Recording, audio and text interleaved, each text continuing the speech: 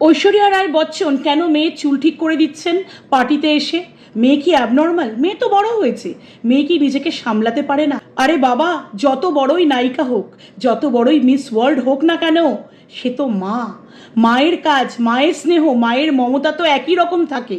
সে কাজের মাসি হোক আর বড় নায়িকা হোক, যেই হোক না কেন, মা তো মাই হয়। এই ছবিটা দেখুন, বচ্চন পরিবার পুরো একসাথে, কিন্তু ঐশ্বরিয়া নিজের মেয়েকে নিয়ে একটা সাইডে দাঁড়িয়ে আছেন, মেয়ের চুল ঠিক করে দিচ্ছেন, মা হয়ে মেয়েকে স্নেহ দিচ্ছেন। কিন্তু অভিষেক বচ্চন, সেও তো বাবা। আরাধ্যা বচ্চনকে কিন্তু বিয়েতে তার মায়ের সাথেই দেখা গেছে, তার পরিবারের সাথে নয়।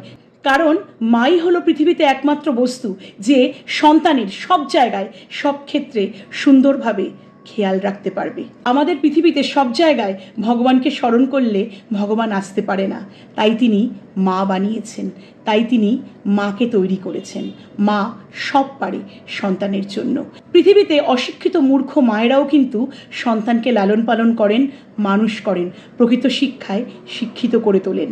তাই মায়ের কোনো জাত হয় না, ধর্ম হয় না, রং হয় না, বর্ণ হয় না, মা মাই হয়।